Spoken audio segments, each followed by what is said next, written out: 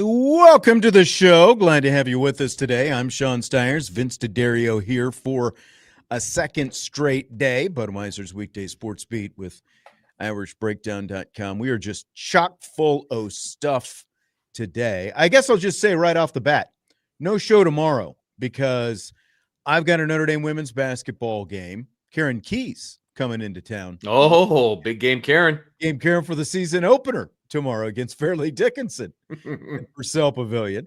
We'll be on the air at 6:45 right here on Sports Radio WSBT and the Notre Dame Radio Network, including the Odyssey app, AUDACY, as they take on Fairleigh Dickinson. But there's no show tomorrow because I'll be doing that, and Vince is traveling. What exactly are you doing for the rest of this week, Vince? So rare is it that a high school pseudo administrator gets to travel for work? But this is one of those cases where we are going, all expenses paid, down to Dallas, Texas for a conference about drug trends and things of that nature. So we're going to learn all about all of those things for the next few days. And so heading down tomorrow afternoon and coming back Friday night. So kind of a quick down and back, but should be fun. Should be back good. Just in time for some football this weekend. That's and right. Everything else. Vince little nervous about the whole air traffic controller calling in sick and that kind of thing. But hopefully we'll make all of our flights. And every time you turn around, man, there's something else to be worried about traveling. I'm purposely not even like some of the people that we're going with.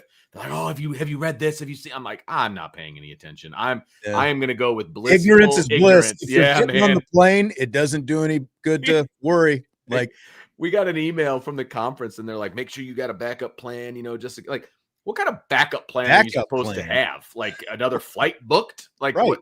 You roll with it when you figure it out. Like there's no backup plan. Yeah, like come on. Something happens while you're traveling, it's like you're stranded at the airport at that point. Like that's the backup plan. My father-in-law was like, just get a car, drive home. I'm like, well, 16 hours. I'll wait. I'll just wait. When I was trying to get to Miami for the season opener, and you remember I got to Dallas and I was there for, I can't remember how many hours by the time it was all said and done, but I finally got into Fort Myers, Florida at like 2 a.m. or something like that. But while we were delayed in Dallas because of all the storms that had shut down the airport for a while, I was talking with this fairly young guy, probably around Jesse's age, who was a photographer, and he had been living in Seoul, Korea for at least a couple years. And so he had flown 15 hours to get from Seoul to Dallas and was going to Syracuse, New York was his final destination. So he had flown 15 hours and then was stranded in Dallas for like 8 to 10 hours or wherever it was. And he was considering, because all the flights were getting so backed up, he was considering renting a car and driving to Syracuse the rest of the way. I'm like, dude, that's a bit much. Like I would just step out of here. And that's it's long to go to Indiana, but to go all the way to Syracuse, New York. Holy smokes. That's a haul. That's a haul, man. All right, so that's what Vince will be doing. He'll be down in Dallas. Give my regards to Jerry while you're there. I will. Stephen A. Smith got some FaceTime with him last night. I don't know if you saw that during the game. Not. Interesting. I'm sure it was. Yeah, the game was not interesting. Brutal. Notre Dame men's basketball, though, on the upside, open up the season, 89-67 win over the Long Island Sharks. Be cool to have your mascot be the Sharks. That seems like it's funny because it sounds kind of like one of the fake mascots that are like they put on TV. You know what I mean? Are you watching the what is it? The Chad Powers? I have not. I've been meaning to check that out, but other stuff has been going on, so I haven't had a chance to see that yet. They're like the fish or something like that. It's a longer word, but they shorten it to fish. It's a certain type of fish or whatever, but they play in the SEC because they play Georgia and Tennessee. And, they're the South Georgia catfish. That's what they are.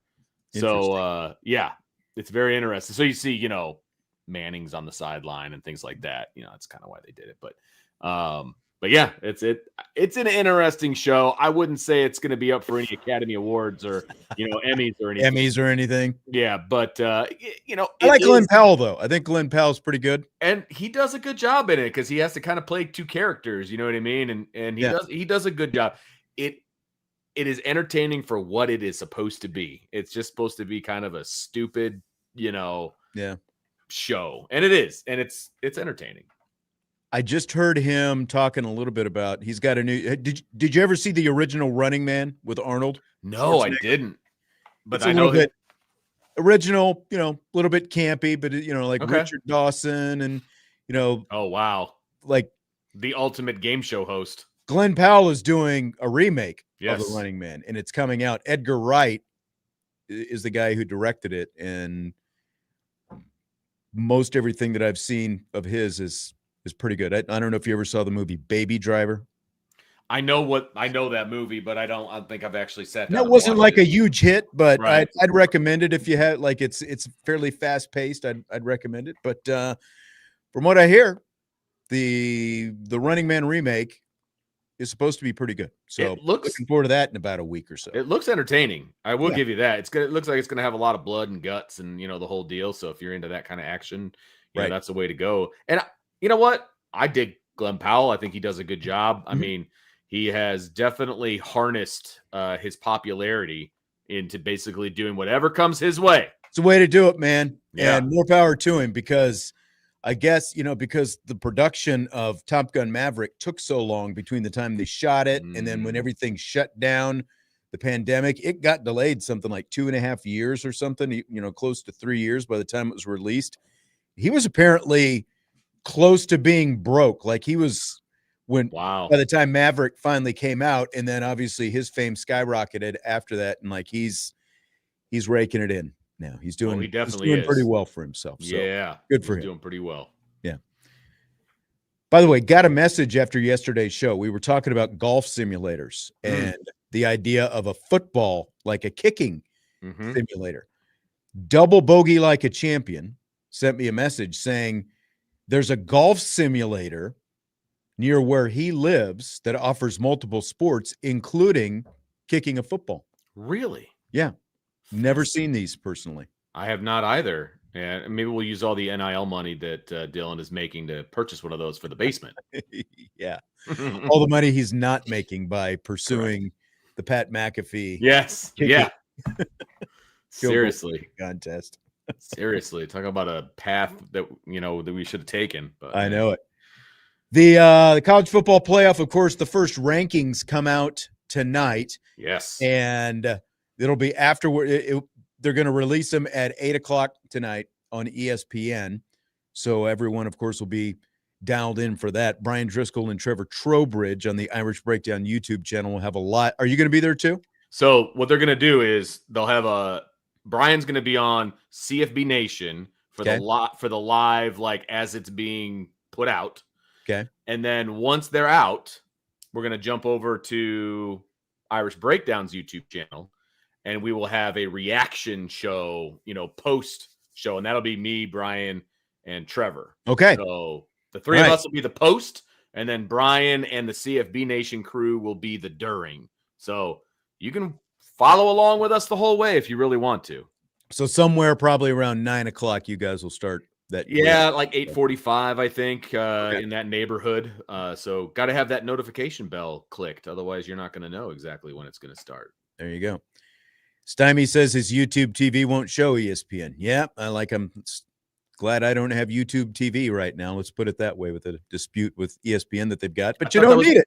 Just tune into one of those shows that Vince was just talking about. Exactly. I thought that was the only way you could get the ticket, was on YouTube TV.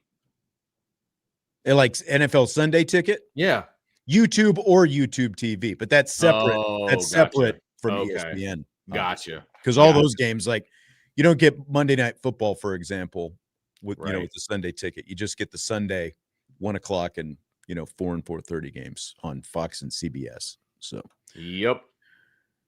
If you would go ahead and pitch the Sports Radio WSBT YouTube side of things. We do this show both on Irish Breakdown and the Sports Radio WSBT YouTube channels. If you would subscribe, we're getting closer to our goal. We're a little over 400 subscribers on the Sports Radio WSBT side. 500 is our goal, so we'd really like to get there. So jump over there, go to YouTube, look for Sports Radio WSBT, hit subscribe. Much appreciated. It'd help us out, and you can watch the show here if you want. And of course, that allows you to participate in the live chat on the show as well. So either way, but appreciate the subscriptions. Yeah, man. Doesn't cost you a dime. That's exactly right. Absolutely free. Click action. Yep. So it's Shamrock Up, Shamrock Down Day. It's our weekly stock check of Notre Dame football. Been a while since Vince has been here on a Tuesday for some Shamrocks up and down. We didn't have one last week since they were coming out of a bye, so we haven't done one of these in a couple of weeks. Let me just start with this. What did Saturday's sloppy win over Boston College do for Notre Dame's team stock heading into this final month of the regular season, Vince? You know, they're lucky that a bunch of teams ahead of them lost because I don't think it did them any good. I don't think it's Shamrock Up in this case. I really don't. I mean, again, they did what they had to do. They won the game, which at the end of the day is obviously the most important thing. You know, winning ugly is better than losing pretty, especially when you need the win. So, I mean, that part was good, but it's not Shamrock Up. I mean, again, they got lucky that Vanderbilt and, whoever else was ahead of them fell and lost. And they were just kind of the recipient of that. So I don't think I can go Shamrock Up here.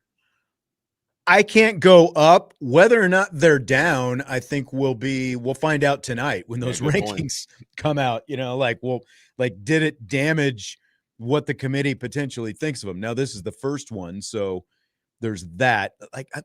There's going to be a couple teams, I think, that are in different spots than everyone's anticipating, but we don't necessarily know who they are right now. Would Notre Dame be one of them? Because like I've talked about the whole head-to-head with Miami and all that kind of stuff, and we'll get a little bit deeper with that particular aspect in rapid fire in the second hour of the show tonight. I don't think they did win, and as someone brought up in yesterday's show, could have been an NIU, part two, or Stanford, Marshall, whichever one you want to pick. Like, it could have turned into that, and it didn't. They still won the game. So that is the upside. And ultimately, that's all that matters. Now, at the same time, when you are one of those two-loss teams already and you have no margin for error and you're playing a team like Boston College that you're favored by more than 4 touchdowns against, there was definitely a lot different expectations than what we saw. But until the rankings come out and we see what that looks like, I don't think their stock, was really damaged. But again, we'll find out more. TBD, I think, here in just a couple hours when we find out exactly what that narrow win meant. But, good point, because of the fact that you did have some other teams that were in the top 10 losing. That definitely helped Notre Dame no matter what, because you are where you are at this point in the season. You've won 6 in a row, and now it's everything is about positioning and all that kind of good stuff. So I think team stock is still in a good place right now. I still think that they are in position to make the playoff, right? I think they're at least in the discussion. I mean, we kind of talked about it yesterday, but a little bit of let's say they blew out Boston College. I don't think that would have made them go up any in the standings. I really don't. And we're gonna find out obviously where they fall in the CFP, but I don't think that would have mattered. It matters to us, obviously, and we'll see if it matters to the committee. That's the biggest question mark right now. Yep, exactly. We're all pretty confident that Notre Dame is going to be the highest ranked of the 2-loss teams. But again, we haven't seen an actual playoff committee ranking yet. And it's the only one that matters. Yep. All those little numbers next to the teams were all the AP poll up until now. Not anymore. That's going away. Now it's just the CFP. That's all that matters. Because honestly, I think what's going to happen is, did you know, the AP poll is going to start to mimic or mirror the college football playoff selection poll a little bit more as we go, when they see, That's the way it's going to end up working. Yes. But And this what first one, yeah. there's bound to be some differences. And I'm very curious to see what those differences are. You know what I mean? Are they Mhm. Did somebody have like a crib sheet of the AP poll, that they're kind of looking at as they kind of figure this out? Or are they going to be just completely different? It's going to be very interesting for sure. Swangdong says Disney, Shamrock Down. Man, I feel for you.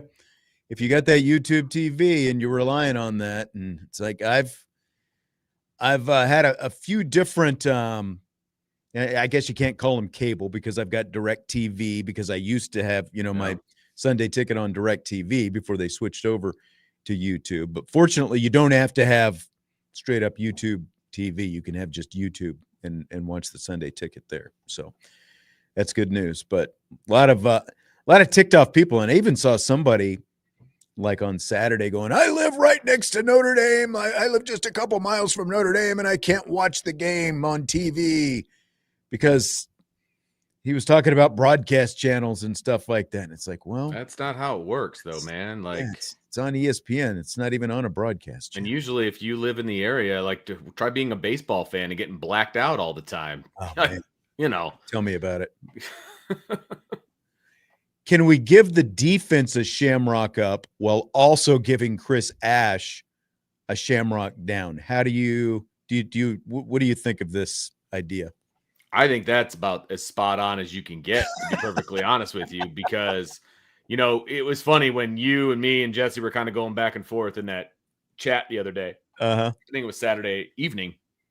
And, I think the delineation between the actual players that played and the coaches that coached, I think that's legit. I think that Chris Ash fell back into, what he was doing before. I think ultimately the players outperformed the Yes. defense that was being called for them when you kind of, for at least a portion of that game, when it all boils down, I think that you can make that case. They only allowed 281 total yards, which is the second fewest they've allowed in a game this season. The NC State game is the fewest they've allowed.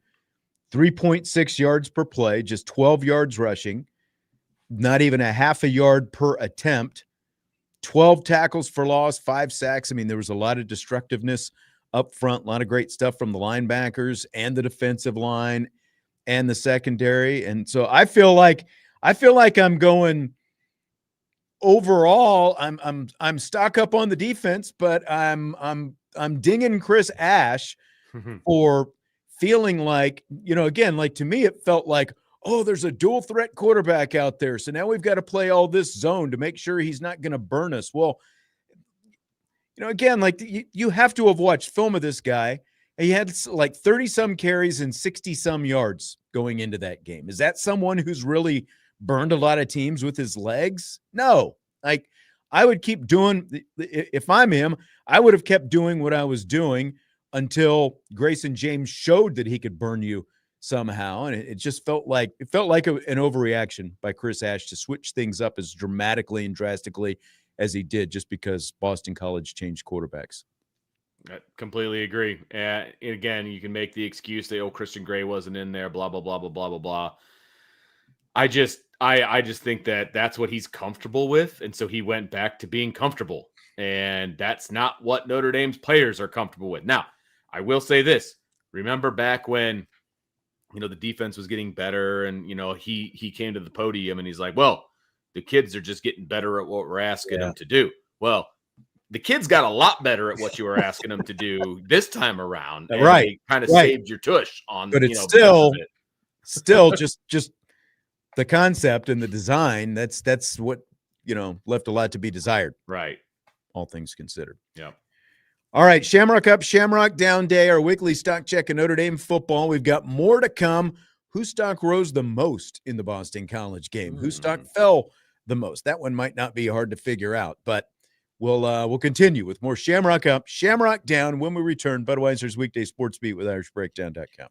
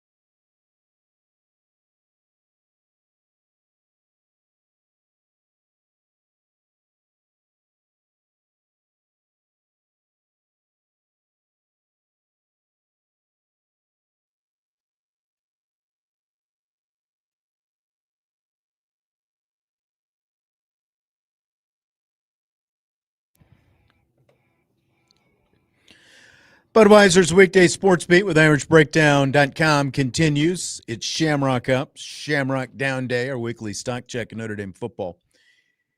Vince, that comment you made about the text chain that you and Jesse and I had Saturday, I was thinking about this. You are, I don't know how many personalities. You're a little bit like Sybil. You definitely, I think, we all have, like our work selves and then our home selves and, like Shoshan, there's like Shoshan, Chauvin, like on the show personally, we all, do these shows. We ratchet our personalities up, 10 to 15% probably, something like that. But, so they're like, there's show Vince. I'm sure there's husband Vince. There's dad Vince. There's the dean of discipline, Vince, at Penn High School. What I want to, and then there is game day Vince, because I think game day Vince is probably some kind of combination of dad Vince and dean of discipline Vince, because you go to another level. I don't want to hear from any of you. Just sit in the back seat and shut up, and I'll be the one dishing out the opinions from here on out. That's what game day Vince is like to me. It might be like game day Vince / like text Vince too, because I don't like being bothered. You are all wasting my time. Yes, with exactly. Thoughts right now. Oh man, and it all comes from a place of love. Of course, yes, of course. But Vince is dialed in. He is locked in on game days. I will tell you that. D-Rock Irish, talking about the defense, he says, I think Notre Dame leads the nation with 16 interceptions. They do, somewhat out of nowhere. All of a sudden, they aren't like, so again, like. I know.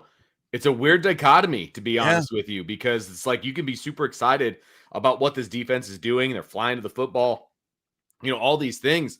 And then it's like, then how do you give up a 3rd and 14 on a slant? Well, it's because you're 14 yards off the receiver. Like it's super frustrating. You know what I mean? Yeah, exactly. When you let them play, to their strengths, I think that they show what they can do. They're, you got all these guys out there making plays. 12 interceptions though in the last 4 games, and that is the most in a 4-game stretch for a Notre Dame team since 1977. It has been a while. Like they're making interceptions at a historic rate right now. So again, big up to the Notre Dame defense. Who stock rose the most coming out of the Boston College game? This one was kind of tough for me. This is a really tough one because, I don't know that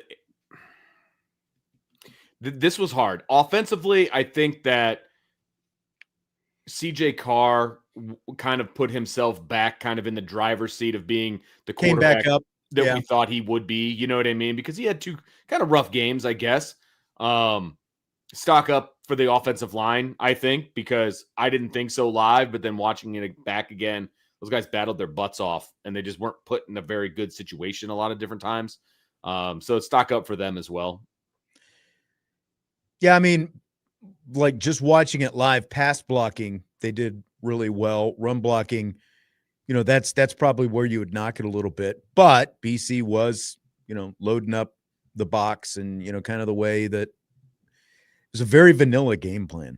That's the problem for me. Yeah. That Mike Denbrock, as much as I love him as an offensive coordinator and what he's done to Notre Dame and all of those things, in this, like putting the blinders on, like this game, it was very vanilla. Do you think he thought, look, it's Boston College. They've lost 7 in a row. Why do we need to show very much? We can be fairly basic and our guys should just be better than their guys. Do you think that was kind of?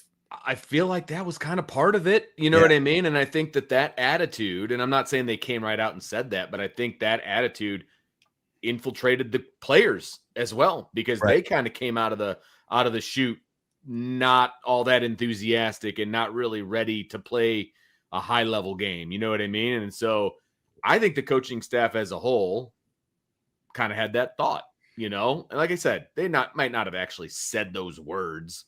But I do feel like that was kind of the thought process going into this thing.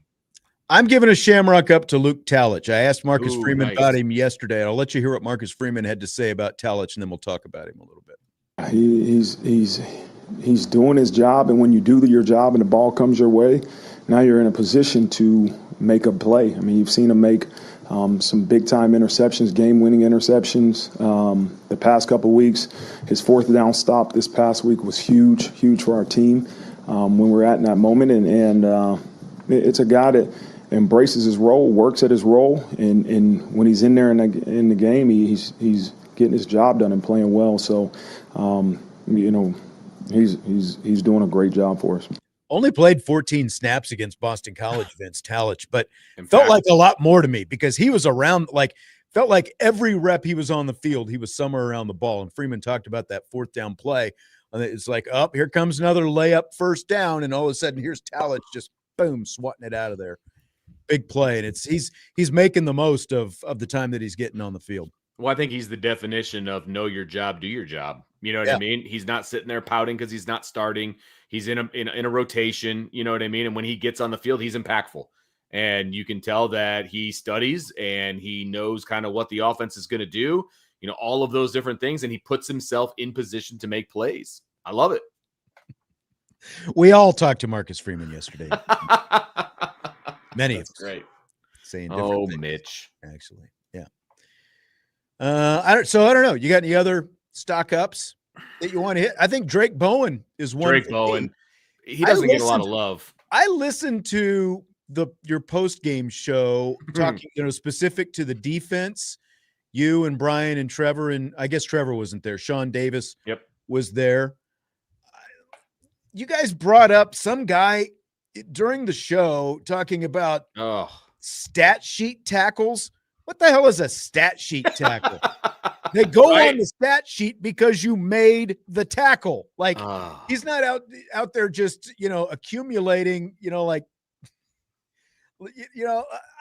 don't get this. Like, how are you going to knock it? There were 14 solo tackles by Drake Bowen, by the way. So I've got to put him in a stock up for his game against BC. That doesn't just happen. You know what I mean? Like it's not even like they're playing Navy, for example. Right. Where you can rack up a bunch of solo tackles and, specifically the middle linebacker is going to have a bunch of tackles. That would be kind of a stat sheet tackle. Yeah, exactly. There's a reason Jesse Stiers like playing against the triple option. That's right. Rack up those numbers, baby. That's right, baby. That's right, baby. He'll talk about it later this week. I'm sure he will. So, but it wasn't a game like that. This was a game where you were running against a traditional pro-style offense, and he had 14 solo tackles. And he did well in pass coverage and dropping into space and playing man-to-man and then coming downhill and playing really good football. It was quite the performance. And yeah, I know you're gonna put that up there. I am Tenzin. I am the son of Ang, says Goolsby thinks very lowly of him. I gotta wonder if that's a little jealousy, maybe. Good call. Good call. Goolsby was a really good linebacker. Now, I'm not taking anything away from Goolsby, but the way Drake Bowen moves versus the way Mike Goolsby moves, like those are two different kind of cats. And also, just because you were a good player doesn't mean you know good play when you see it. And Goolsby made it to the NFL again. No, for sure. I'm not taking anything. So Drake Bowen, by the way. Exactly. He'll also make it to the NFL. Yeah. And I think this is not a knock on Goolsby because he did play it and played at a high level, but I think that ultimately that Bowen's career will be longer than what Mike's was. I agree with that wholeheartedly. Yes. Interesting. But that's where a lot of people listen to people with a microphone, right? And when there's somebody that's just dogging somebody else constantly, you're gonna eventually adopt that opinion. It feels like people being a little bit hypercritical, and like what you brought up, the thing with, Kingston Viliamu Asa obviously plays very well when he's on the field as well. The problem is Bowen and KVA both play middle linebacker, but most of what KVA is doing, you're seeing him do stuff off the edge, a lot more of that kind of stuff. Again, letting him play to his strengths. The biggest issue, I think, is people see Viliamu Asa playing well, and it's like, well, he should be out there instead of Drake Bowen, when the reality is, I think most of us would agree that they need to be playing side by side more than subbing for each other. It doesn't have to be a debate of who's better than the other one. You have two linebacker spots. Notre Dame doesn't run a 4-1. They run a 4-2. So you can have both of them out there. And I think that is eventually what we're going to get to, is you're going to have Drake at middle and you're going to have Kingston at will, and they're going to be a dominant 1-2 punch at linebacker. You have two really, really good linebackers on your team. It doesn't have to be either or. It can be both. And that's the glory of it. Andy Forever 72 says it sounds like a knock on Goolsby. Look, if you're going to compare one to the other, and you're going to say one is better than the other, then I guess it has to sound like a knock. But I mean, that's what sports is, right? And you're also talking about two guys who played a generation apart. The kind of middle linebacker that Goolsby could play 20 years ago is different than the way middle linebacker is played right now, both in college and in the NFL. There's a big difference. And Goolsby is, I think, when I think of Goolsby, I think more like not Clay Matthews Jr., but like Clay Matthews Sr., like that kind of really old school throwback, Butkus, like those kind of linebackers. That's what I think of when I think of Goolsby. Drake Bowen is just twitchier and is able to, to cover more ground. And he also diagnoses really quickly. And I think Goolsby diagnosed really quickly as well. But, just like laterally, like the kind of linebackers they are, Bowen is just a completely different rebuilt model compared to what Mike was 20 years ago.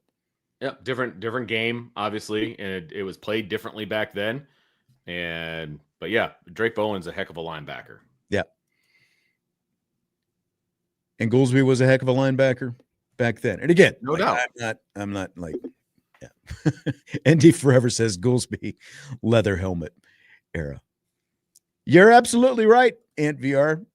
Goolsby could play. I'm not taking anything away from the fact that he could play. I'm just saying, it was like Goolsby's, Brandon Hoyt's, and even Manti Te'o. And kind of like the cutoff was like Manti was the last of that kind of like older school kind of linebacker. The game changed so much, where you had a lot more, look at a guy like Drew Tranquil as an example. Like Drew Tranquil, high school safety, tried to play safety at Notre Dame. He was just not good enough to cover the kind of ground that you have to cover, at the FBS level to play safety. So what'd they do? They bulked him up a little bit, moved him up closer to the line of scrimmage, let him play rover, and it's turned into a really good NFL career, because that's what more NFL linebackers are right now. Like they probably started off, a lot of them probably started off, with a safety frame, and grew into a linebacker frame as they moved up levels in college and the NFL. Yep. Agreed. That's something Jesse found out really quickly when he was playing. Like, guys moved a little bit differently. Yeah. Than, just a typical off-ball box linebacker. So, whose stock fell the most? Is this the most obvious question that we have? The kicking game? Yeah. Like, insert kicker's name here. And that includes Marty Biaggi, to be honest with you. So, I think all of the above would be whose stock fell the most, for sure. Yeah. Again, like Marcus Tenman, Goolsby has forgotten more about linebacker play than you clowns will ever know. Okay, so we'll just, because we didn't play, we'll just let the radio be silent and never talk about anybody. I just freaking told you Goolsby was a good linebacker, but he was a good linebacker 20 years ago, and there's a difference in the way the game is played. And he can also have a poor opinion. Like, that's allowed too. So because he played, he's not allowed to have a poor opinion about the way things happen. About a player evaluation and things like that. I mean, everybody has been wrong. Everybody has been wrong about a player evaluation. I'm not picking on anybody in particular. I'm saying everybody has been wrong. It's okay. It's, can you admit that you were wrong? That's the question. Right. Exactly. Okay, so kickers. There's just no way around it. We spent a lot of time yesterday hearing Marcus Freeman's comments on the kickers. Like, you miss 2 extra points, you miss a field goal. There's just no way around the fact that their stock is down right now. The question is, how do they get it back up? Well, like I said yesterday, they need to pick a kicker and stick with them the rest of the season. Just let them know, like, hey, man, you're our guy. You're going to be the guy. Just because you miss a kick doesn't mean you're going to get yanked for somebody else. Like, whoever it is just needs to have that behind him. And they need to do that. And from a mental standpoint, from a, hey, let's get this operation working on all cylinders, because right now it's not. And it's not just the kickers. It's the holder, it's the snapper, it's all three. So they need to get that working. And when you have different kickers taking reps with the same operate, it doesn't work. You need to have one operation, 3 guys getting after it. So that's what they need to do to fix it. Will it be perfect? Most likely not. But your solution is on the roster right now. There's nothing else you can do. And Marcus Freeman made that very clear yesterday in his press conference. Exactly. They got to roll with what they've got. Offseason is a different conversation. They're in season. They got to figure it out. They have 3 nationally ranked kickers on their roster. Figure it out. Pick a guy and roll with them. I mean, Burnett getting healthy would probably go a long way, but at the same time, when all 3 of them miss relatively short kicks, because I know, like when you look at like a 35-yard kick, for example, okay, so you got the end zone is 10 yards. Mm-hmm. So if it's at the 15, if the line of scrimmage is the 15, that's 25. And then an extra 7 for where 32. The holder is going to set up is 32. So like you're inside the 30-yard line, right? And then like the same deal with a kick against USC as well. I think the line of scrimmage was around the 13-yard line or something like that for the field goal that was missed. These are very short. Like, you're inside the 30-yard line. Those have to be automatic at this level. Like, there's just no way around that. Anything inside the 40 should be just about as automatic, like inside 40-yard kick. I'm not saying the line of scrimmage at the 40. I'm saying the ball is placed on the 30-yard line where they're kicking it from. So a 40-yard field goal and in should be, as a kicker, you should be swinging your leg like you're kicking a 40-yarder every time. Like, that should be automatic. No matter where it is, I'm kicking a 40-yarder. I'm kicking a 40-yarder. It should be the same thing every time. And anything inside of that is exactly that. And beyond, okay, now you're maybe changing some things up just slightly, things like that. But anything inside 40, you got to get after it. And of course, Brandon Aubrey missed for the first time last night because he was in a situation that was where like a 60-yard field goal. It was 68. 68. Let me finish the sentence. He was he was lining up it was the end of the first half. Would have tied the new NFL record that was just set the day before if he had hit it. But that was going to be my point. Like, that's one of the few misses because like he was at such a distance where he finally overswung just a little bit. But like, a couple of weeks ago, just before the half, they ran I guess maybe it's been a month ago. I think it might've been the Giants game where they ran the ball to set up a field goal of like 60 plus yards for him. And it's just boom, right down the middle. But that's the thing with him is his mechanics are so true. It doesn't matter what distance he's at. His leg swing is the same almost all the time, regardless of what the distance is.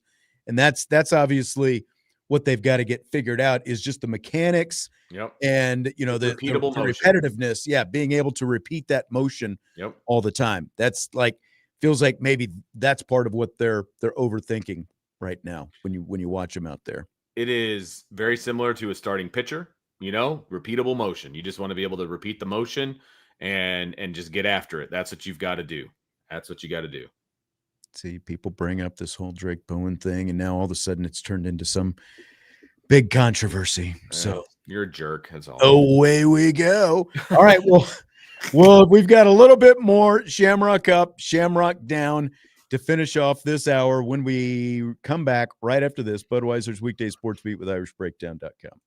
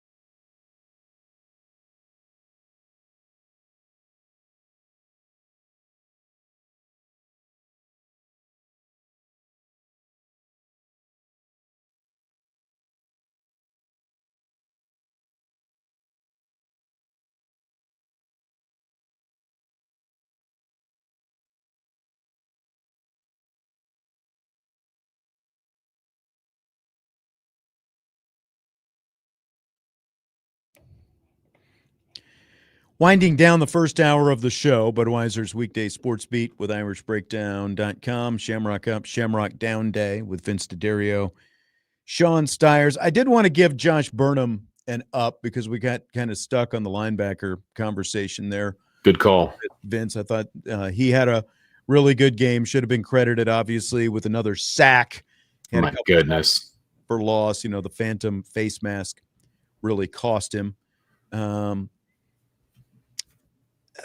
I got to give Jadarian Price a Shamrock Down for this game. The last time I gave Price a down, it was after his last fumble, and people were like, he's still a great running back. How can you say he's stuck? Yes. Look, he's a great running back, but you're not helping the team if you're fumbling deep in the red zone. That's just what it is. Completely agree. You can't do that. That's a fatal flaw, and that is something that he's going to have to get cleaned up real quick. Otherwise, not that running backs are going to be drafted super high in the first place, but his stock is going to fall. I've seen plenty of people say that Love and Price are the top two running backs potentially to be in the draft, in April. And I don't necessarily disagree with that, but he's going to have to fix that fumbling problem. Yes. Because it is borderline a problem at this point. It's 3 times. I think it is a problem. 3 times in one season, that's a lot, especially when they're all in the red zone. Nope. So, everybody's going to be swiping at that ball now, man. You got to cover that thing up with 2 hands. Exactly. So Swan Dong wants to hear our opinions on the 2 kickers sitting there joking and laughing on the sideline after the missed extra points. Thank you for bringing that up.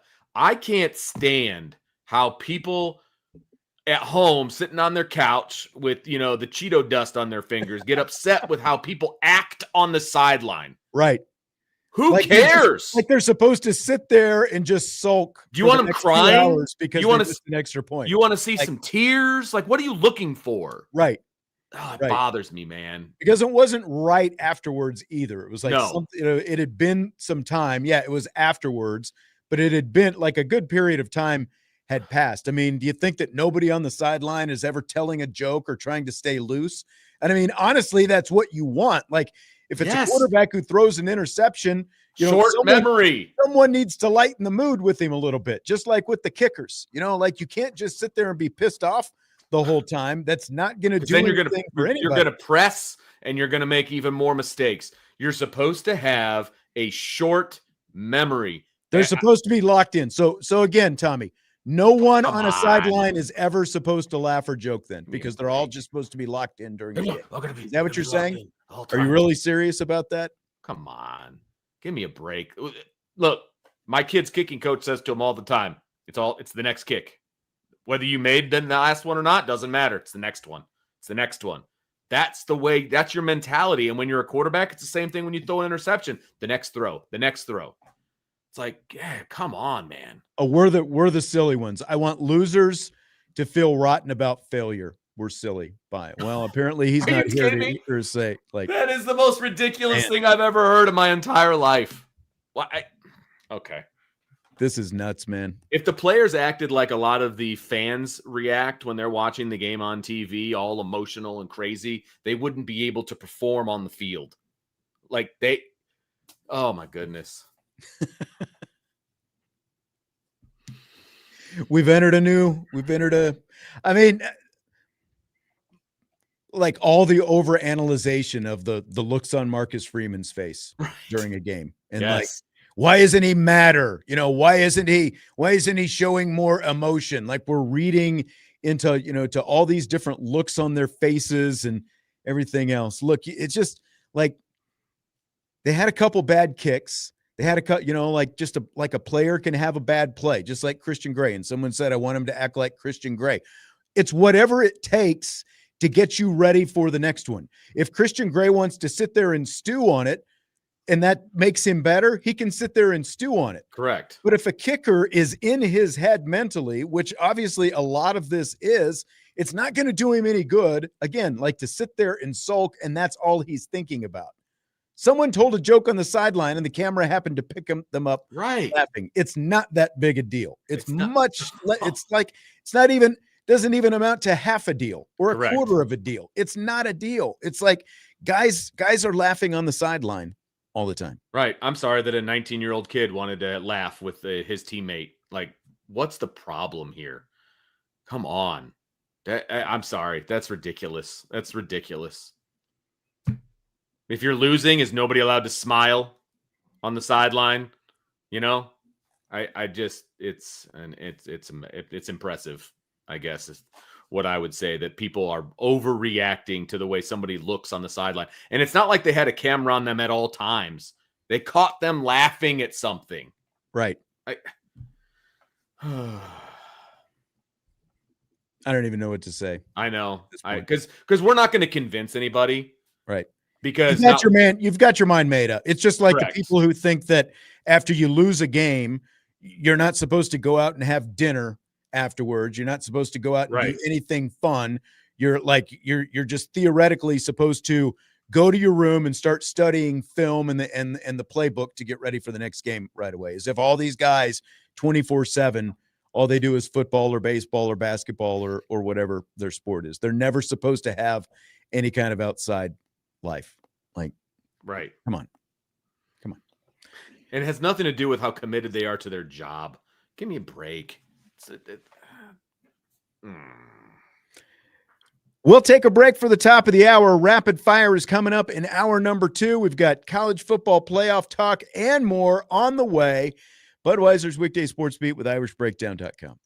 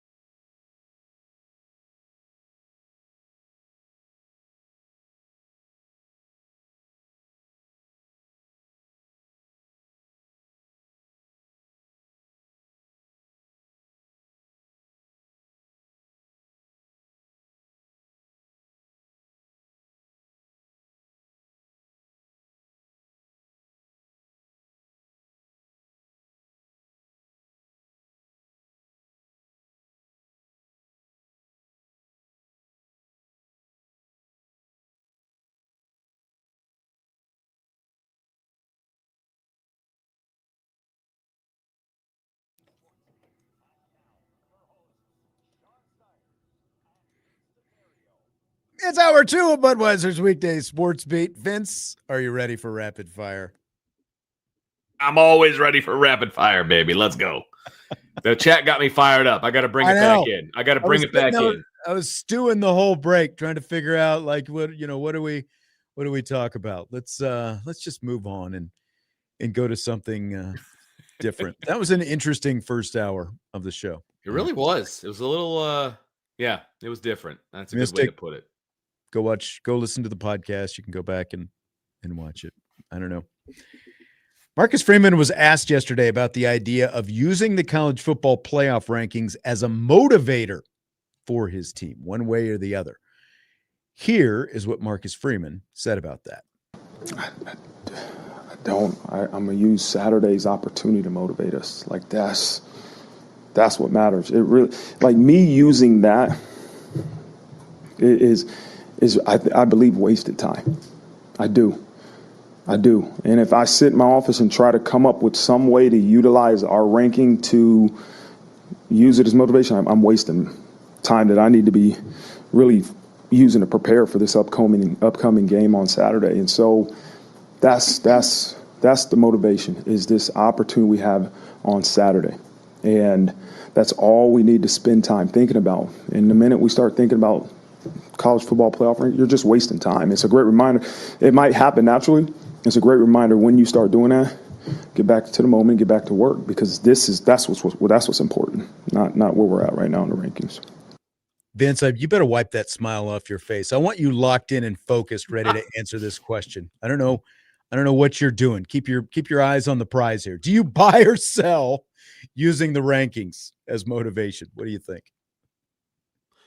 I sell using the rankings as motivation, Sean, and I think his answer was perfect at the beginning, was that I'm using Saturday's game as motivation for my team.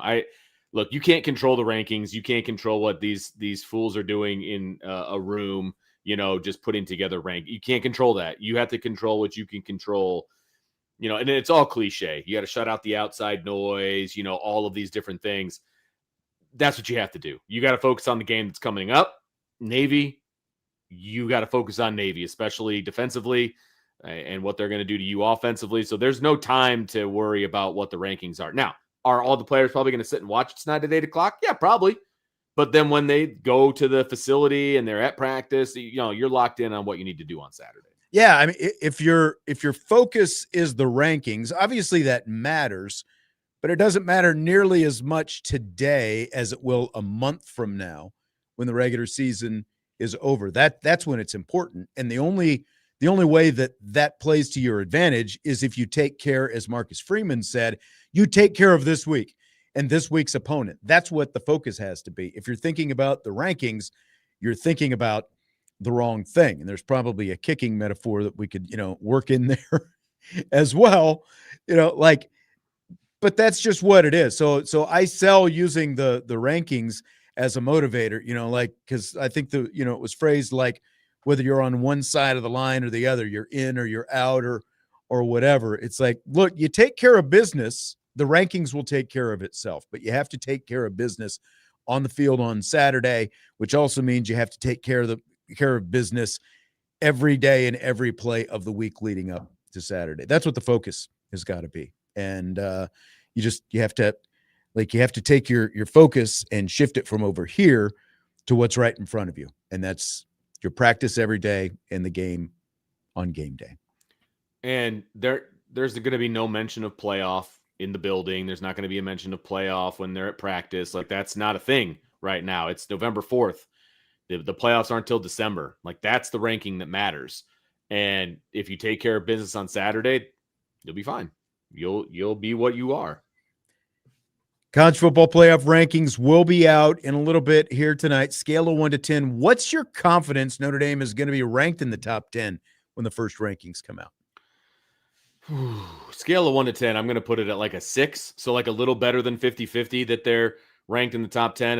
And by the top 10, I think they're going to be like 10, maybe 9, in that neighborhood. I would be shocked if they were any higher than that. And that's fine. You're in like that. That's fine. I think that if they can like I said, where Notre Dame is in comparison to other 2-loss teams and all of those things. Those are all going to be important here in the first set of rankings. So I'm like a 6. I think they've got a shot to be in that 9 or 10 range, because if they're lower than 10, they're not going to be in the 12-team playoff for, for this, or for this ranking, you know what I mean? And again, that can all change next week, right? 2 of the teams that are above them are going to play each other, and, all of these different things. So I'm like a 6. I'm surprised mine is slightly more confident than yours. Ooh. I'm at a 7, only slightly, though. Again, like we've talked about it, I am really curious to see what the committee does with the 2-loss teams, and Notre Dame being one of them, and the fact that you do have a head-to-head with Miami, and now they're both sitting there with 2 losses, and Miami has a head-to-head, and then Oklahoma is in that 2-loss mix. Texas is in that 2-loss mix, and it all comes down to who did you beat, who did you lose to, Sure. all those different kind of things. And what works against Notre Dame, obviously, the most that we've all talked about since day one is the fact that they lost to, at least at the time, what were the 2 best teams on their schedule. Texas A&M is still unbeaten, but Miami is I don't know if it's a complete spiral just yet. Close. But they're starting in that direction. How much does that head-to-head mean versus how much do current results mean? Like the fact that you are 2 months removed from that season opener at Miami. What exactly does that mean? Because we've seen before where head-to-head losses don't necessarily mean anything to the committee. Yeah. I found the voting process, by the way, that the committee uses. So here are the steps. There are 6 steps that they use. First, each committee member creates a list of 30 teams they believe to be the best in the country, no particular order. Teams listed by 3 or more members remain under consideration. So each person makes their list of 30, and then they figure out, okay, which teams have shown up multiple times, and that kind of, it's like starts the paring down process.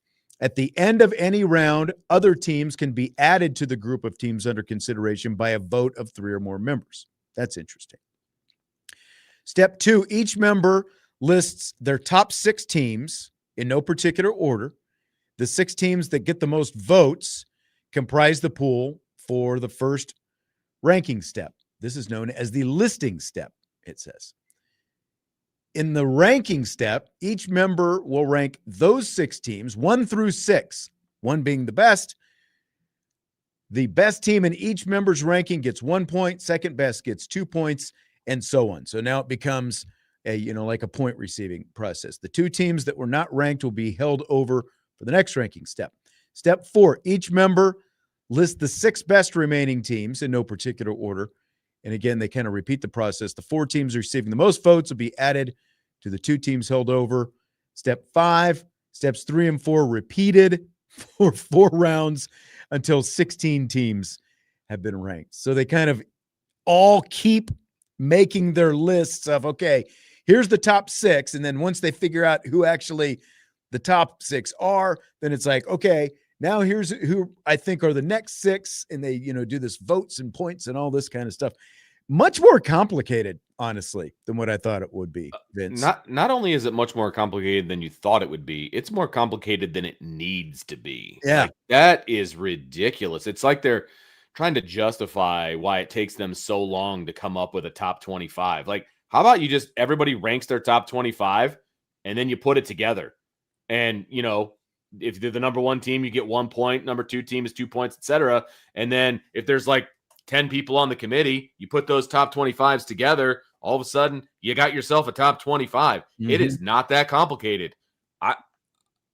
But I think it also takes away from the chance that 1 or 2 people could potentially influence, like, well, I really think that that Ole Miss regional bias should be number 4. Yeah. And it's like, so then you get into these arguments. So, they're kind of trying to keep it so you're all filling out your own ballots, and it's just a very lengthy, very tedious process. Man, it sounds like. But I think that all those steps maybe, kind of hopefully lead to a truer ranking than just one that's completely subjective, which I think a lot of people think the committee is.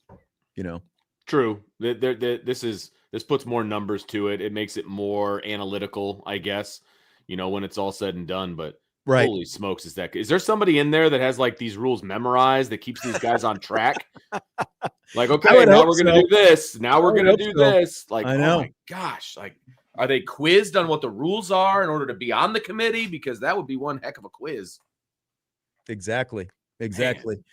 Well, Andy Staples from On3 says he cannot include Notre Dame in his top 12 right now because of the season opening loss to Miami, who, of course, like the Irish, have 2 losses right now. So what he's saying is the head-to-head should matter. So here's my question, I guess. If you're Notre Dame right now, do you want the Hurricanes to keep winning so that it seems like a more quality win?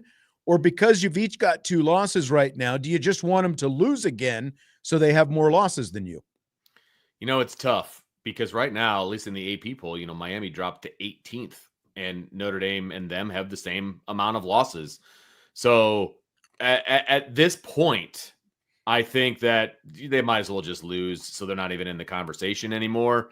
I think that the hay is in the barn, so to speak, with what Notre Dame's resume looks like. They still have an undefeated team that beat them. And then they got Miami that beat them and somebody put it in the chat, by a 1 in a million catch, in the end zone is really what won them the game. Yeah. Okay, they lost that game. And maybe that loss doesn't look maybe as good as it did a couple of weeks ago. But Notre Dame will also, if they end up at 10-2, will have 10 straight wins on their, resume as well. And that will, whether people like it or not, that is going to mean something moving forward. I think that Notre Dame is ultimately better off if Miami just loses one more game. Yeah. And that's really all you need. If Notre Dame loses another, either way, either team, Miami or Notre Dame, is out of the playoff picture once 100%. They lose one more game. So if you're Notre Dame and you have 2 losses, you're always going to have 2 losses if you keep winning. So I think you just want Miami to take another loss and be behind you so you don't have to be compared directly to them. Yeah. But at the same time, like to Andy Staples' rationale that he can't include Notre Dame because you've got the head-to-head, and the head-to-head is supposed to mean something. It was just a few years ago, Michigan State beat Michigan on the field, and then like 2 or 3 weeks later when the college football playoff rankings came out, might have even been the same, I can't remember how far down the line it was, but the committee ranked Michigan ahead of Michigan State after Michigan State had beaten them. And then Michigan, they were like, well, our eye test says Michigan is just the better team, even though Michigan State beat them in a head-to-head. So I just feel, should head-to-head mean something in a perfect world? Yeah, but there are plenty of instances where these committees have shown us that it's not nearly as important as basically people in the media who are putting together their own subjective lists seem to think it is. Especially, look at, again, this is going way back, but look at 1993. Notre Dame beat Florida State on the field, but then happened to slip up and lose the next week. But, at the end of the season, both teams had 1 loss, Notre Dame and Florida State, but Florida State won the national championship. Notre Dame didn't even get a share of the national championship. Right. So again, it's not like head-to-head is end-all be-all and that's all that matters. There are a lot of other things that have to be taken into account. And I think that's why you want Miami to lose so that it doesn't come down to head-to-head. If you've got Miami with 2 losses and Notre Dame with 2 losses and everything else is somewhat equal, maybe the defining thing is going to be the head-to-head, and you don't want to put yourself in that situation. So at this point, you want Miami to lose, and they've got some potential losable games. They got NC State, they got Pitt, and Pitt's on the road. So, there's some games there where they could potentially lose. And again, will we be sitting here in a couple of hours once these rankings have come out? Yeah. Will we be sitting here going, Notre Dame should be higher than they are? Why is Miami, will that be something as Notre Dame people that we're talking about? Because Notre Dame feels like the better team now in spite of ugly win over Boston College, but they're also winning. How much is that? How much importance is the committee going to place on that, considering they both have the same record, and Miami's got a head-to-head against them.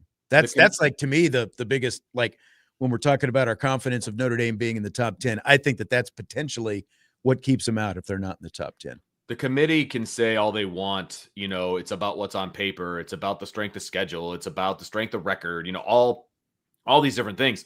It still matters when you lose. Yeah. It still does, man. Like, they lost their first 2 games of the season. Yep, that stinks for sure. But if you're going to be compared to a team that's lost 2 games in November, I just think that matters. I really do. And they'll tell you that it doesn't, but I think at the end of the day, it does matter. I think it does. Otherwise, Miami wouldn't have dropped as far as they did. Right.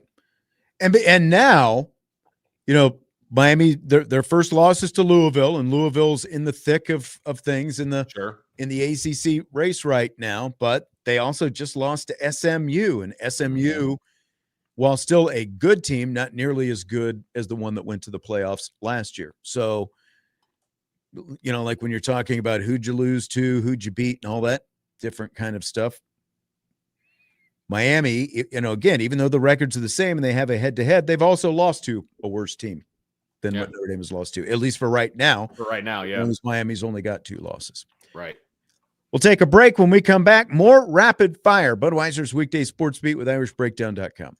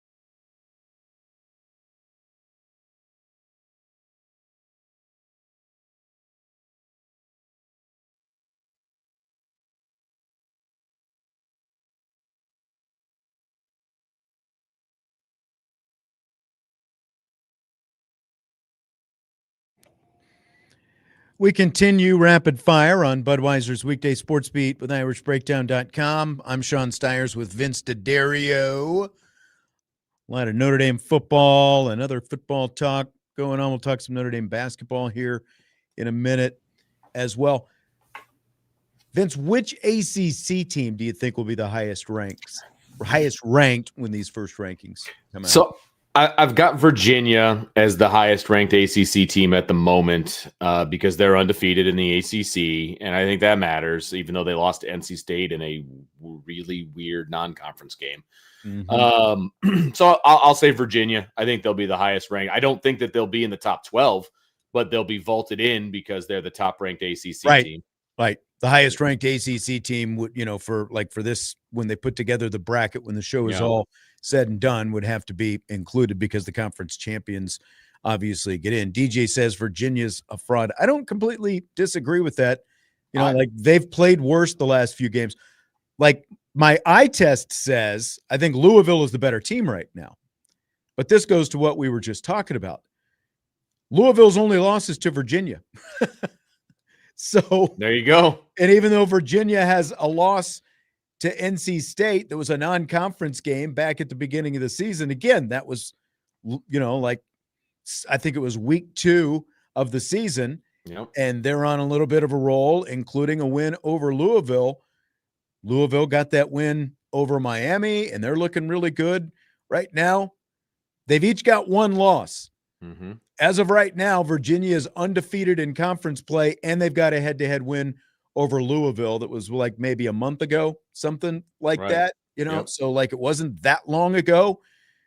So I think it's going to be Virginia as well, even though, again, right now, I feel like Louisville's the better team, but this will also be another test of just how the committee sees all this stuff.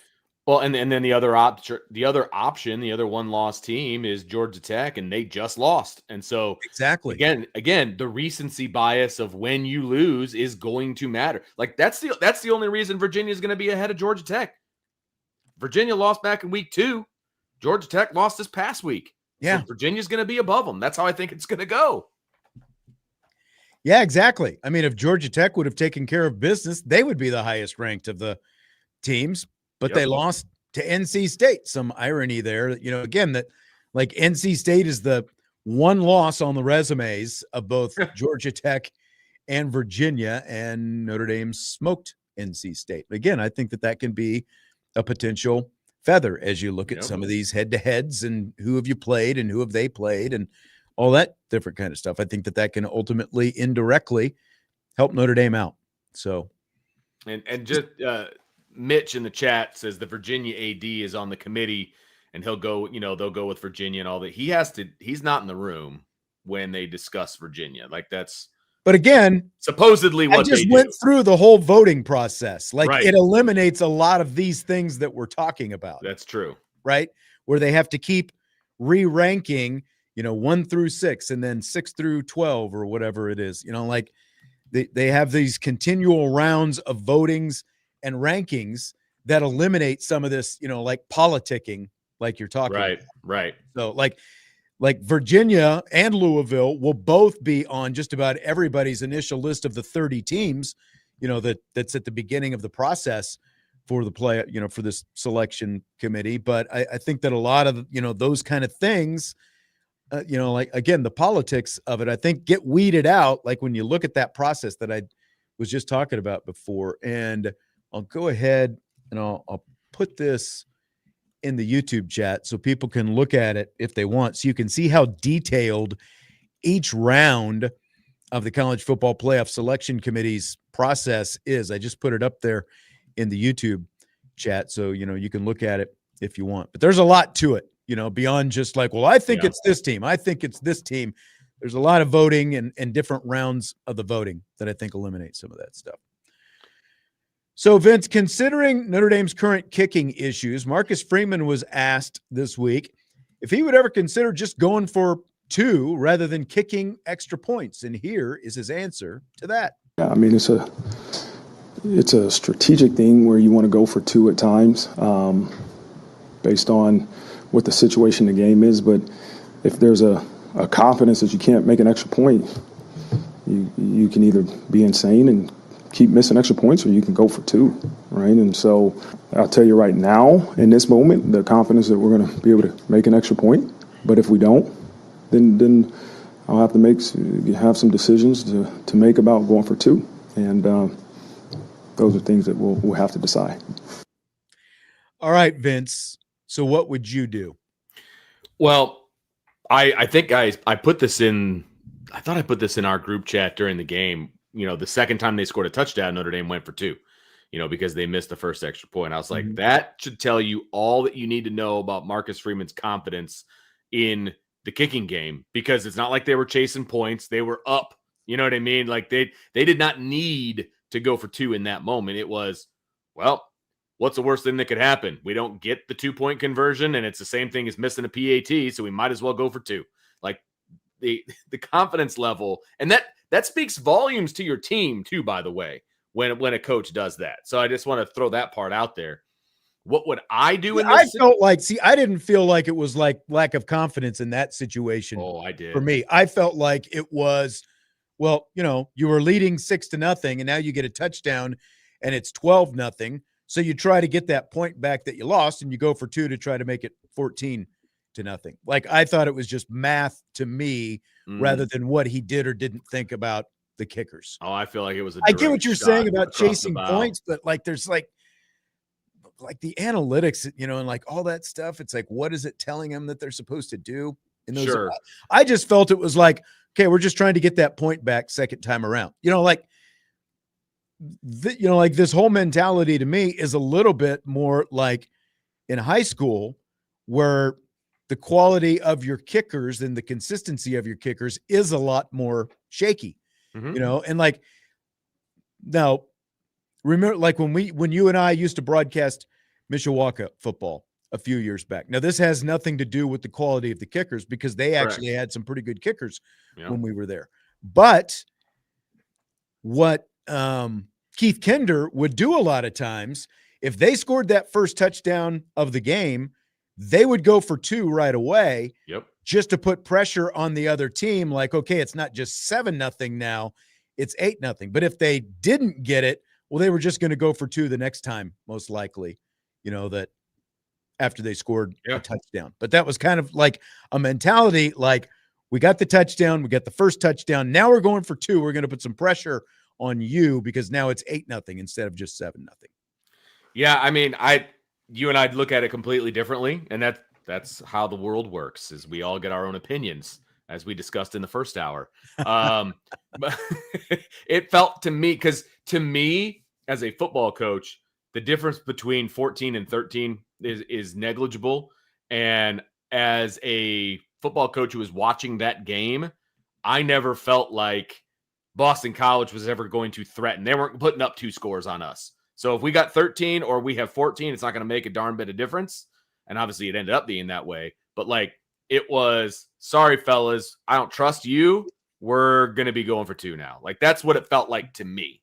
But what I would do. See, but now the other side of it, not to cut you off before you're getting ready to answer. I think the group text you're referring to must have been, because I know you have multiple group texts going on game days when you're game day Vince out there. But I had texted after, I think it was after Love's short touchdown run when they kicked the extra point. And that was that when I can't remember what the whole situation, like, I felt like maybe you would go for 2 in that situation. I can't remember exactly what the score would have made it, but what you said was, no, you just kick the extra point to make sure it's a 2-possession game at that point, whatever the score was. Like, do you remember what I'm referring to when we were vaguely? Yeah. Right. So I don't know. Go ahead. Yeah. I know. Vince, you were about to say what you would do. Go ahead with what you would do. I would start the game. First touchdown, we're kicking. And, that's going to show my reinvigorated faith in the kicking game. Okay. is what that would show. Now, if they go out there and they miss a PAT, guess what? We're going to go for 2 the rest of the game. Like, that's what we're going to do. And if they make it, then we're going to continue to kick it. I will show faith in my guys that, the first time around, but faith is fleeting if you miss. You know what I mean? Now, I will not parade a bunch of different kickers out there either. You know what I mean? Definitely not going to do that. If you miss, fine, we're not going to go for PATs anymore. Now, that also doesn't mean, you know, that we wouldn't kick a field goal if the situation called for it and things like that, because I would. But at the same time, it's like, guys, if we can't hit PATs, and we're just going to go for 2, like that's what we're going to do. So yeah. that's Here's what it was. I found the box score. Okay, good. It was actually after Love's last touchdown, because after the 3-yard touchdown, it was 18-10. So with a 2-point conversion, obviously a touchdown and a 2-point conversion, that's a 1-possession game. So Love scores the 94-yard touchdown before the extra point. It's 24-10. But Diomede had just missed the extra point after Love's short touchdown run. And so that's what I said was, well, you know, after the long touchdown run, I think I would have gone for 2 just because of the fact that you had, you know, missed those extra points. But Freeman opted to kick it. Schmidt makes the kick, and you pointed out, and strategically, this is absolutely right. No, you go ahead and kick it because now it's a 3-possession game at 25-10 instead of just a 2-possession game. So potentially, anyway, obviously, yeah. Pending, you know, you're going to go for 2 and all that kind of stuff multiple times. But at the end of the day, I think that you are probably sending the wrong message to your kickers. Like, if you ever want your kickers to dig out of the spiral and all you're doing is going for 2, I think that that's probably the wrong message for your kickers. So, I don't disagree with unless that. you miss a couple or even one. Again, like if I'm in a situation where I'm Marcus Freeman and I miss 1 extra point again, I might just go for 2 the rest of the game. Right. That's what I'm saying. And you get 1 chance, but if you don't, then yeah, I got faith in you. Like, well, let's go. But I'm not going to tell him you've got 1 chance. No, I would not tell him that either. Right. I would say, tell him I've got all the faith in the world, or not even talk to him, or whatever. You know, get the sports psychologist, or, you know, a friend over there cracking jokes with him and, you know, letting him smile and whatever. All of that. Yes. Even though they're not supposed to smile, apparently. Yeah, on can't the smile. anymore. Smiling is not allowed. Smiling is not allowed, no matter what. Right. But yeah, I would kick it right away. And then, you know, if the game got to a point like what was last year's game, they were up like 50-14 or whatever the ridiculous score was. Like, if you're up by that much, okay, we're going to go back to kicking it again. You know what I mean? Like that's what I would do. Once the situation is no longer in doubt, we're going to start kicking again. You know what I mean? But I would also send a message like, okay, we're going to kick. And if you miss, we're going to go for 2. Like, we have to put points on the board, guys. Like, that's what we're here for. Right. Because just with the kicking game itself, because of the fact that you missed 2 extra points, that forced you to go for 2 on the other one, and you missed that one. So that's 3 points, 3 easy points you've left on the field right there, plus a short field goal that you should have made. That's 6 points in itself right there. Just by 3, you know, what should have been 3 layup kicks and really a layup field goal. Just with those alone, it should have been 31-10 right there. Right.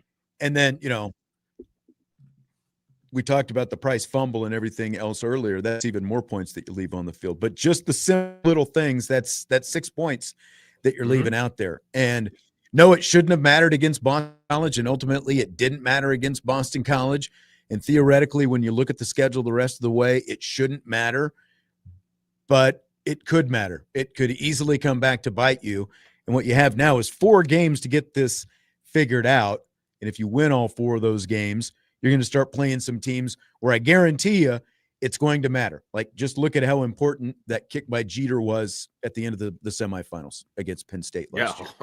You're going to, if you want to make a run, you're going to have to make some kicks in the playoffs. Like that's the bottom line. So that's why they have to get this figured out. How about the flip side of this? Because like most coaches these days, Freeman is aggressive going for it on 4th and short rather than kicking field goals. And this is it pretty much, you know, especially NFL and college, it's across the board. Unless you're a really old school coach, or, you know, like a guy like Sam Pittman who's about to get fired, you're not kicking field goals on 4th and short when you're in the red zone. So should Freeman flip that and kick the chip shot field goals rather than going for it on 4th down to try to build up some kind of confidence in his kickers. I wouldn't. I would not be making decisions based on that.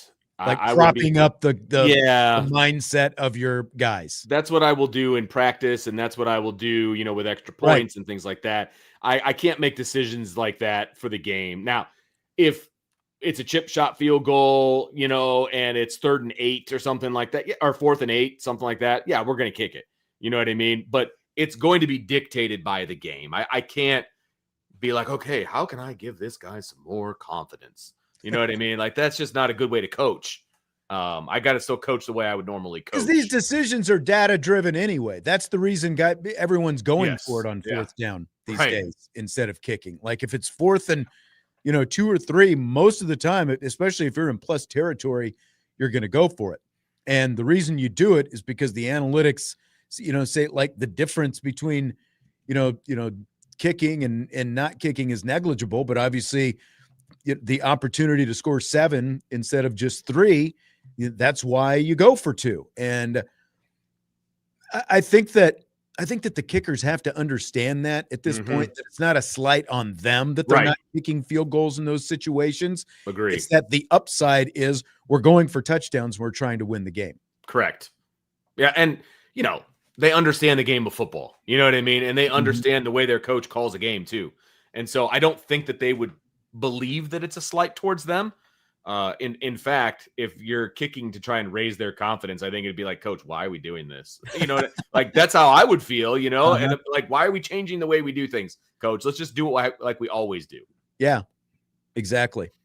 And I think that starts playing into the whole mindset as well. Now I can tell you, I kind of wish Brian Schottenheimer might have decided to kick a couple field goals last night. Not that it would have changed things ultimately, as bad as the offense was, but they had a couple situations where it's like, man, a couple more points would have at least given them a shot at the end. Well, and as somebody in the chat said, and multiple people in the chat said, the offense needs some work on their red zone offense as well. And that's a great point.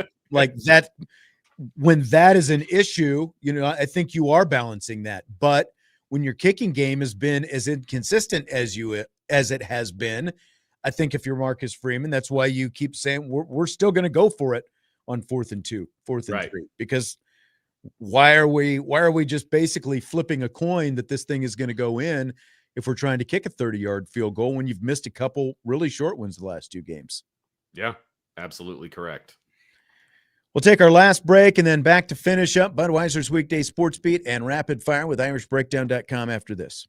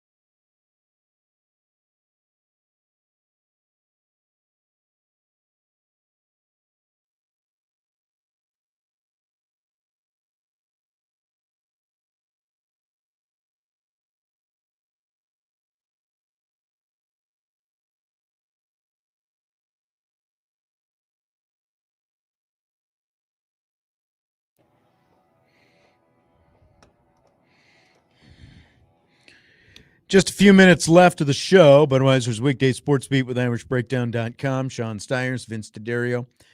Vince, we did Shamrock Up, Shamrock Down in the first hour for Notre Dame football, or weekly Notre Dame football stock check. How about Notre Dame men's basketball last night?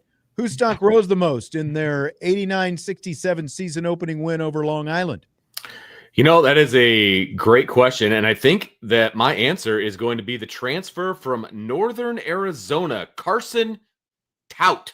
And I'm not sure if I'm pronouncing his name correctly, and I apologize for that. But he had 19 rebounds last night. When was the last time Notre Dame had a big man that pulled down 19 rebounds? I don't know the answer to that, but I feel like it's been a long time. So the guys who normally scored, and, we got a lot of familiar names and things of that nature, but he was a name that obviously I'm not super familiar with as a transfer student. And new guy. Big impact. I was impressed with 19 boards, man. For sure.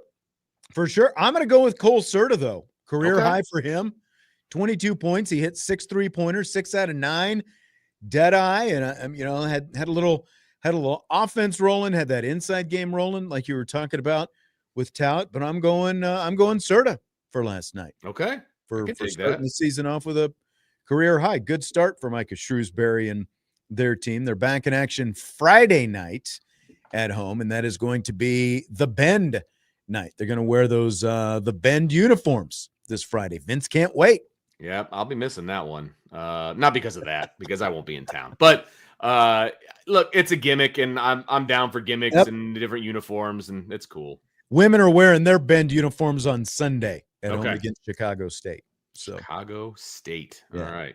Coleman wants to know when Tom Noy is going to be back on the program. I would imagine once we wind down, like the football regular season, and we have a little bit more time to talk more expandedly about basketball. Tom has always been more than generous and willing to come on the show and talk a little Notre Dame men's hoops with us. Yeah, I think we got to let a little bit of time go so he can kind of assess the program since there's so many new faces. Yeah, get some time out there.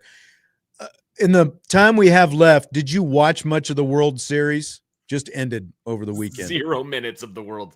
I'm that cranky guy that once my team was out, I was done with it. That's funny because you and Jesse far and away watched way more baseball than me during the regular season. Now, granted, you were both watching mostly Cubs. Sure. I didn't watch a ton during the regular season.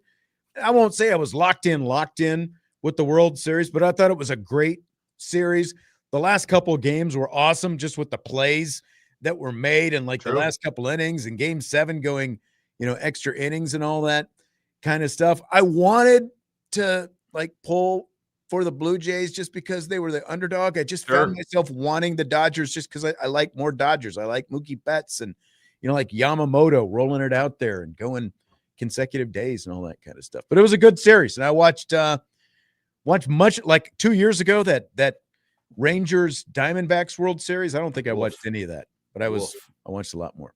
All right. That's going to have to do it for tonight. Again, no show tomorrow because I'll be doing Notre Dame women's basketball. Vince is traveling. We'll be back Thursday. Thanks for being here. Great spirit in the chat tonight. Talk to you later. Budweiser's Weekday Sports Beat with IrishBreakdown.com.